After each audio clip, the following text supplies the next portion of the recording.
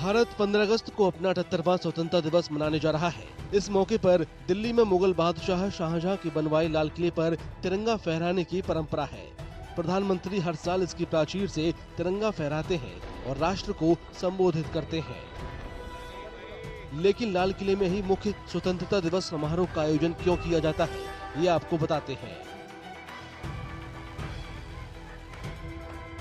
The rebellion of 1857, which was very important part of India's freedom struggle, there also we see the sepoys coming to the Red Fort and claiming Bahadur Shah Zafar as their ruler.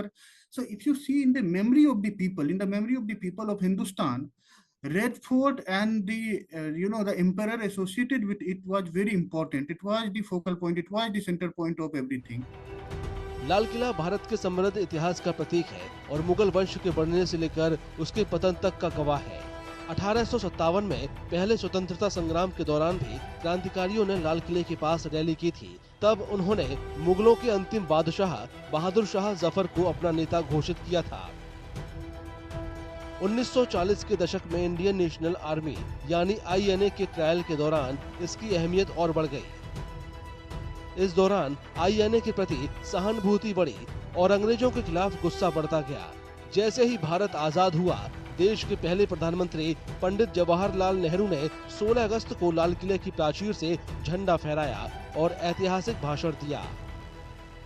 India Gate was built during the British period, but if you see the historical relevance of Lal Killa, the people might have thought that it has a greater historical legacy. It has it reflects a greater tradition of India. It also represents a kind of culmination of what we were at that particular point of time. Okay, from the Mughal emperor to the British, the freedom struggle, 1857 and afterwards also.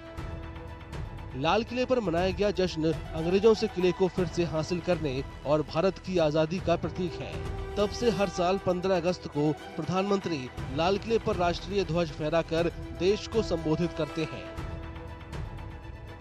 ये परंपरा देश के स्वतंत्रता दिवस समारोह का जरूरी हिस्सा बन गई है।